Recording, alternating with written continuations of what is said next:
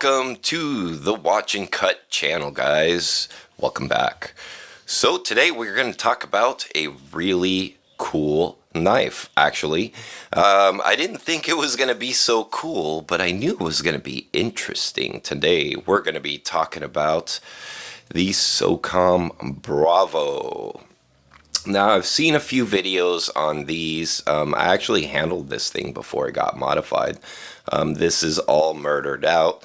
And this knife and other materials come to you courtesy of the Acuminous Edge. The Acuminous Edge is a mysterious character on YouTube that I happen to go to work and hang out with this crazy character every day. So thanks a lot. Appreciate it, buddy. Love these knives, and if you guys haven't checked him out, check him out on Instagram, and he's got an amazing Microtech collection with some really rare stuff. We might see some more on the channel, so check him out. Anyways, let's get to the highlight of the day here. It's showtime. So we got the Socom Bravo. Now, the current Socom that's been out for the most part over the years has been the Socom Elite, which is the US made Socom that everybody's familiar with. It's a production version. Here it is right here. And you know, that's pretty much been the standard of a good, well-priced American-made production knife. It comes with aluminum handles, comes with an M390 or a 204P blade, or there's other steel variations and blade shapes as well. For the most part, you'll find most of them a drop point, whereas some of the older iterations of the Socom you found in the TE version, which was the Tanto. So now I've had a few of these over the years, and one that I have owned is this really crazy Zombie Blood edition. That was an old production version with the blood splatter.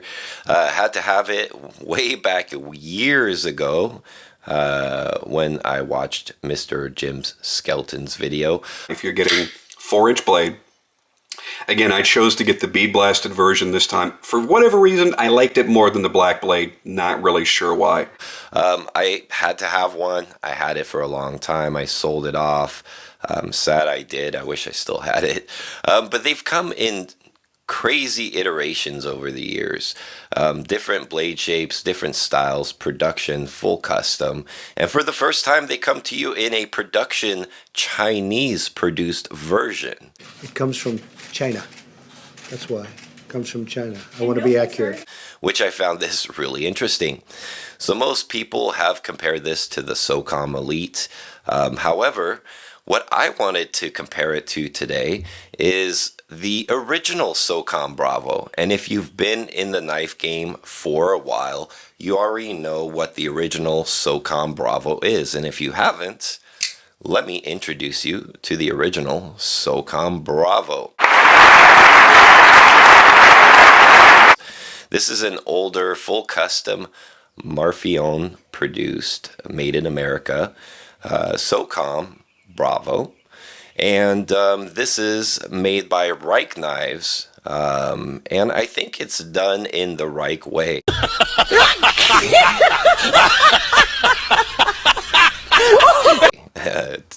To be quite frank, it's actually quite nice. I was very pleasantly surprised.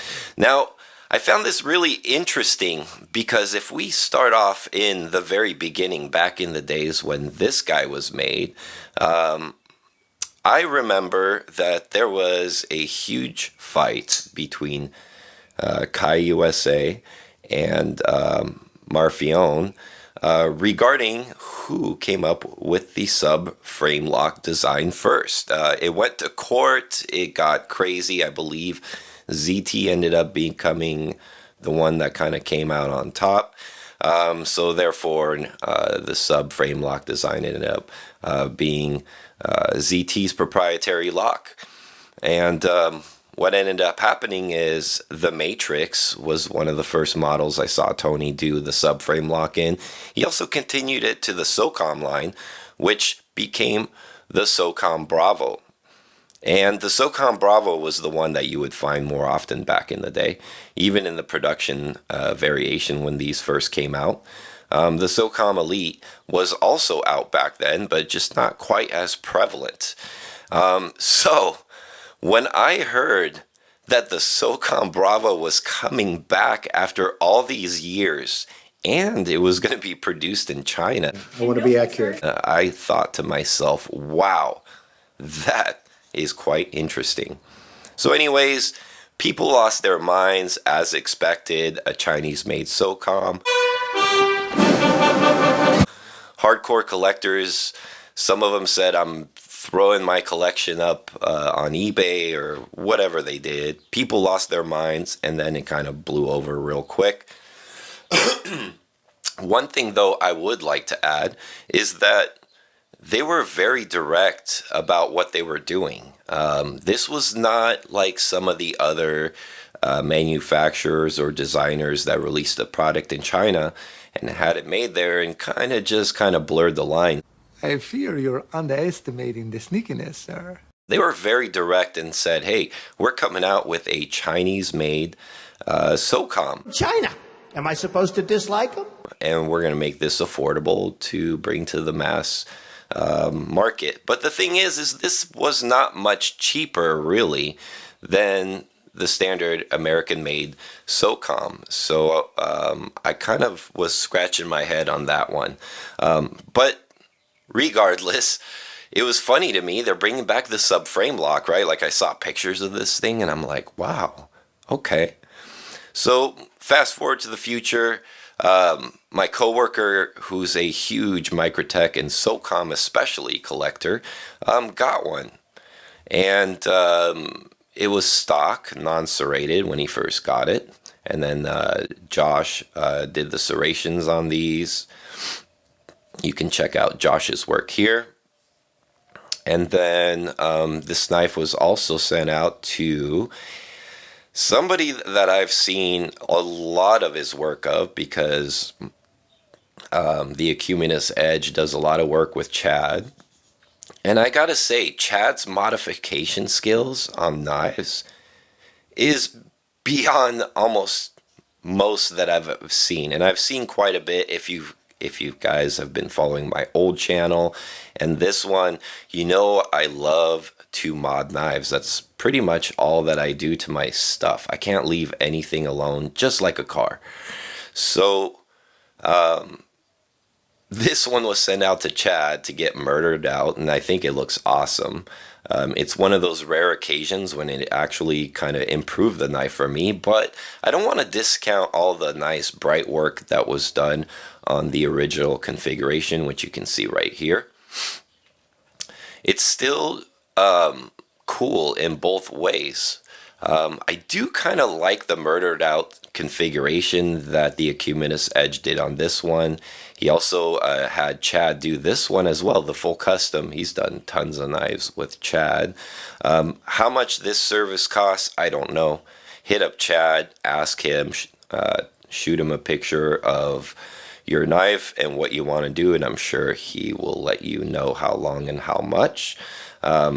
I plan to do some work with Chad eventually. I just haven't gotten around to it. But yeah, I highly recommend him for some of this work here. You can see, although this has been black DLC'd and polished, you can still see the Microtech logo, the production date, and all that stuff is still here on the blade. It's a bit of a different spot than the American-made one, but the printing and everything looks the same. Kind of cool. And then on this side here, kind of hard to see, but you're going to see the Rike logo right there is also on the knife. Another thing I want to highlight that really lets you know that it's made in China is the box. Look at the box, guys. I mean, it almost looks like a fortune cookie wrap or some sort of thing that you get down in Chinatown. Come on. I'm no punk bitch. Again, I really love the fact that they just kind of boasted about where it's made. It's no big deal, guys. And I think for the amount of like production work and everything that you get, it's really well done. They just keep doing the subframe lock, and I have no issue with that because honestly, I think that the subframe lock thing looks awesome. Does it function better?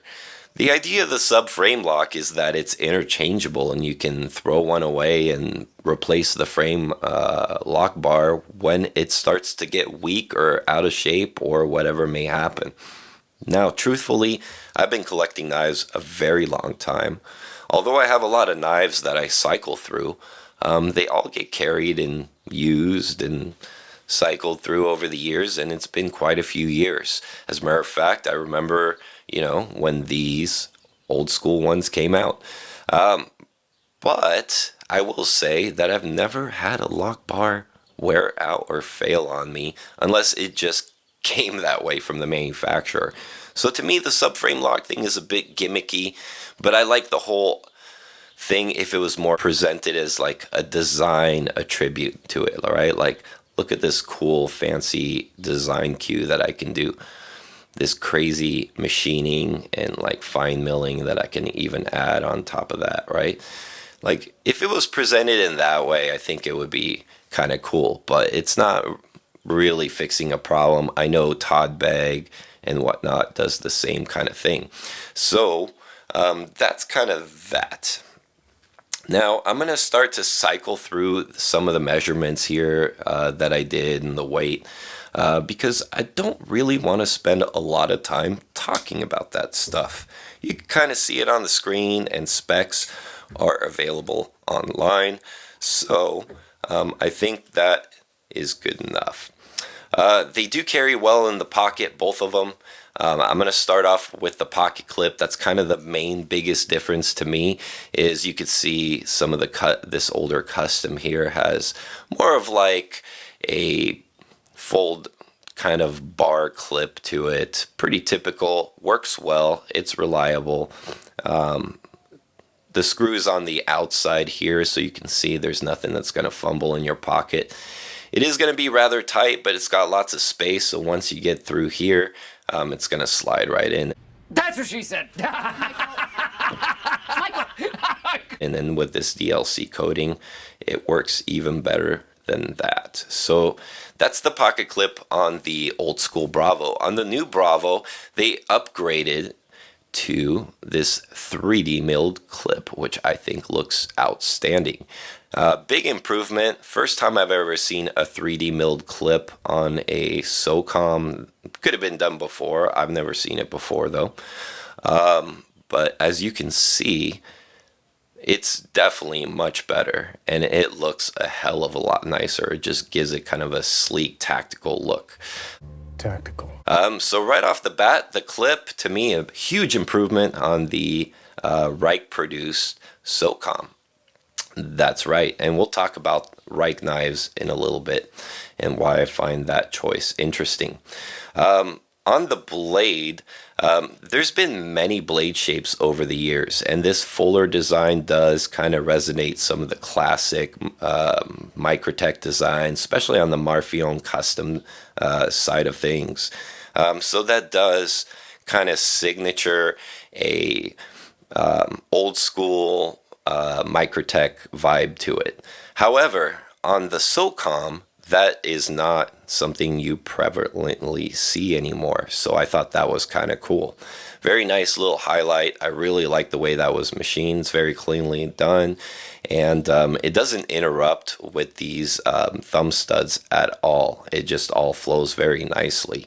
So very well done on the fuller at that side. This one here has got more of a Tonto profile. However, I think this is one of my favorite blades that Tony has done.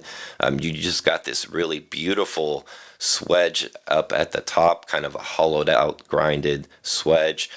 Very aggressive, very nice. It gives it almost like a spear appearance. I almost want to say he calls this a star grind with this compound grind design right here. It's all hollowed out really nicely. This kind of abruptly interrupts the grind and it just looks so damn cool. And you can see that it's even a lot more hollow on this side. So when you're gritting into material, you got this really nice thinly ground space. But you definitely got plenty of penetration. That's what she said. Or he said. So I do kind of see this more of a tactical kind of design when it comes to that. But the classical Japanese tanto profile was kind of a more of an armor piercing kind of design. So that kind of follows the whole self-defense blade kind of theme with these. They certainly serve as a good EDC knife. I think plenty of people out there will EDC these, but they do. They're different, you know. They're a little bit more on the self-defense hardcore guy tool. They work well with gloves, and I think like the added traction on this one is minimal, and I kind of prefer it that way. Whereas this one here, you can see you got quite a bit more traction up on at the top. Rib for her pleasure. Ew. So very different in the way that they did this one. Although you can see the skeleton type backspacer on this guy, and you can see kind of a similarity here as well, as these are just kind of nice and flat. I kind of prefer this one versus where they went a little bit more crazy on the jimping here, although that's definitely nice for the reverse grip. You put your thumb back here and you can grip it nicely. So very well executed here. As far as the frame overall, they're very similar. This one is a little bit longer. This one's a little more compact. Obviously, that looks a little bit better in proportions than this one does. They extended it here for having kind of an integrated lanyard hole on this one, whereas this one here on the custom American version, you can see that the lanyard loop here is integrated into the backspacer, uninterrupted here, and maximizing the shortness of the handle to blade ratio, whereas this is just a little bit more extended, and you got to leave a little bit more material if you're going to do it like this to give it its added strength. So still part of the backspacer, but part of the frame too. So I think that actually is not a huge improvement. It probably works better because you got a nicer hole. Really? But this looks tucked away a lot nicer for me, and I'm not a lanyard guy, so I prefer this. Okay, next thing, the screws. The screws have always been proprietary on a lot of the earlier Marfione customs. And you had to go somewhere like PVK to get a tool to take these apart. And it was not easy. You kind of had to be resourceful. You had to be kind of a knife guy to really like find some place to find the right tool to take it apart. You had to do some searching. Otherwise, you would just send it to Microtech. The customer service back in the day was not bad. It's gotten even better over the years. I've had great experience with them myself. I've sent a few knives, some vintage stuff to get kind of fixed, and some other stuff. So, and they've always done really good by me. Also, they've done really well by the owner of these two knives. So I can say without any doubt that you're going to get great service from Tony Marfione and Microtech Knives. Fellas, there's nothing to worry about. I'm a professional. The whole crew over there. So now, this one here does have some T-bits, which is really cool. Now you don't need a proprietary tool to take your knife apart. So that's kind of an improvement on this one. Also, another thing that's kind of cool is it's a little bit less prevalent because this one's been completely murdered out. But you got these really nice pivot colors. Kind of makes you feel like a little bit of custom-esque, right? Like with some different pops of colors. As a matter of fact, I think I would have left the blue on the pivot color. I know Mark will disagree with me, but some blue with the black would have looked kind of sweet, maybe with some matching thumb studs, just to give it a little bit of color, but it would definitely change the overall effect. So let's get to a couple elephants in the room here. I found it really interesting that a Chinese manufactured Socom for the first time in history was going to be called the Socom Bravo of all things.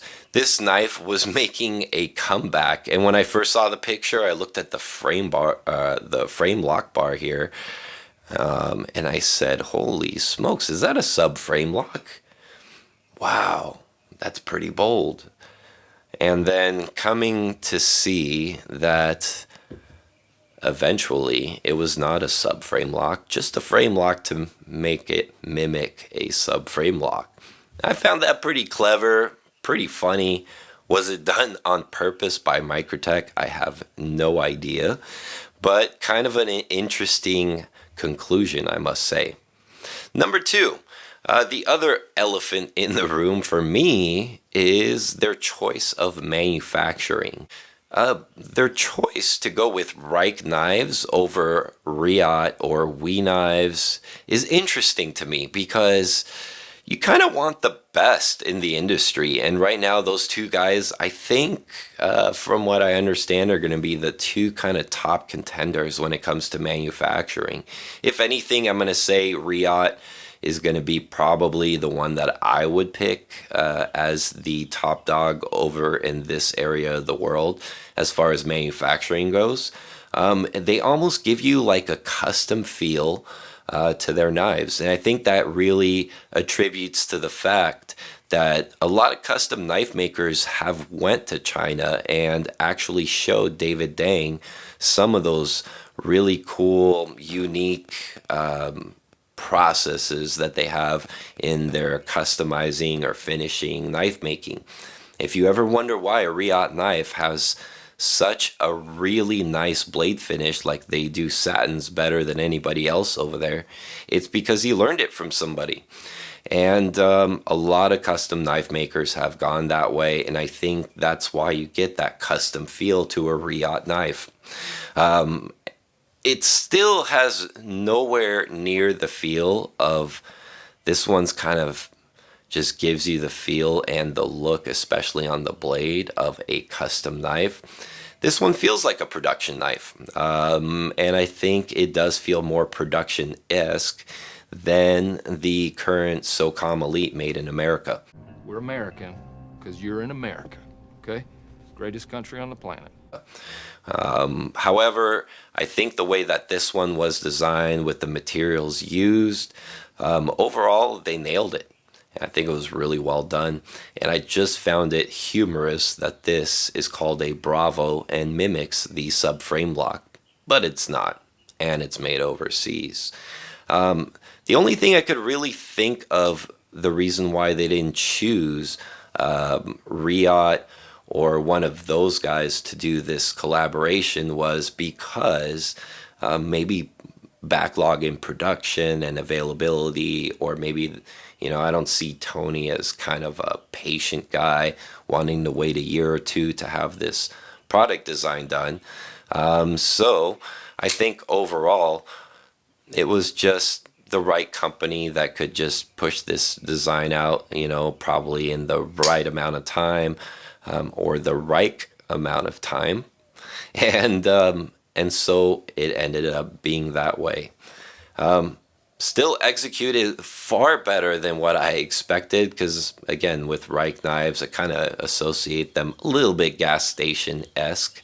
And you guys can disagree with me, but I've handled a few over the years, and I can tell you right now, I haven't been super impressed with the level of quality, especially on their lower end stuff. I'm sure their higher end stuff, they use a lot of high end materials like Damascus, or if it's Chinese, I guess you call it titanium Damascus.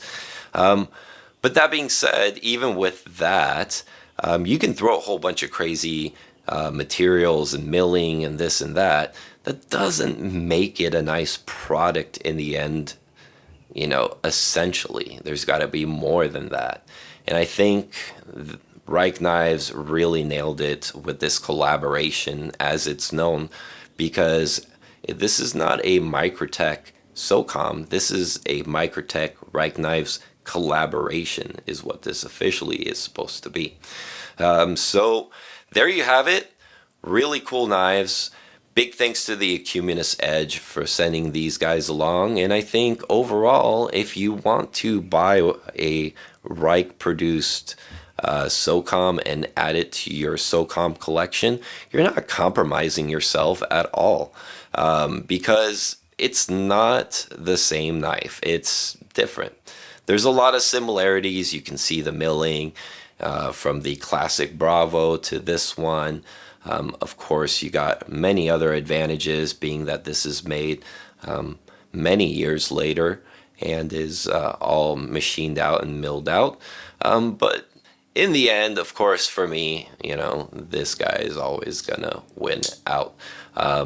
Beautiful knives, nonetheless, and I think this Chinese-produced knife, which was boasted about as being done so, is a success. I'm no punk bitch. So before we go, let me do a quick little wrist shot here. As you can see, we're looking at the Doxa Sub 1200T. This is the Caribbean dial, and it's an absolutely beautiful watch with a very fancy bracelet, which Doxa is well known for. So we're going to be doing a review on this guy as the next video, so keep an eye out for that. Until next time, don't forget to hit the bell icon, subscribe to the channel, it really helps me out. Leave comments down below, subscribe, share it with your friends. What do you think of this iconic design that's been reintroduced and produced overseas? And don't forget to watch before you cut.